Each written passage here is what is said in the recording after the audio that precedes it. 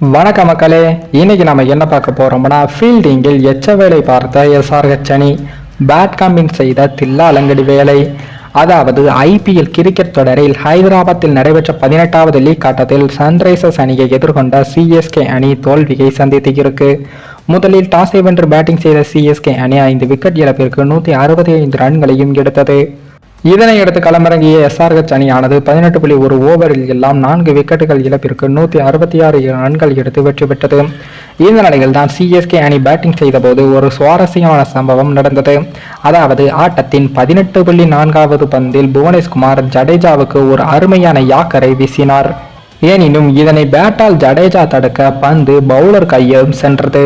அப்போது ஜடேஜா கிரீஸை விட்டு வெளியே நின்று இருந்தார். இதனால் பவுலர் ஸ்டம்பை நோக்கி பந்தை எறிந்தபோது அது ஜடேஜா மீது பட்டது.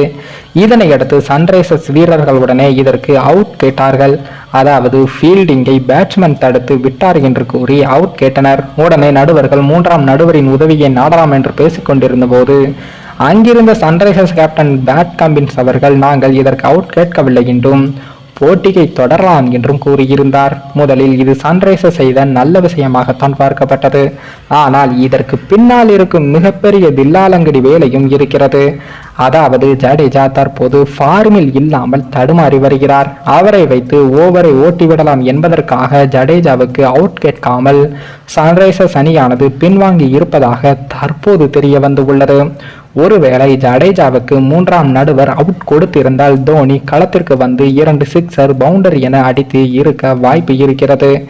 இதனால் அதிரடி பேட்ஸ்மேன்கள் வந்துவிடக்கூடாது என்பதற்காகத்தான் ஜடேஜாவை வைத்து ஓவர்களை தள்ளிவிடலாம் என்று ஒரு அபார திட்டத்தை பேட் கம்பின்ஸ் அவர்கள் செய்திருக்கிறார். இறுதியில் ஜடேஜா 23 பந்துகளை எதிர்கொண்டு வெறும் 31 ரன்களை மட்டும்தான் சேர்த்து இருந்தார்.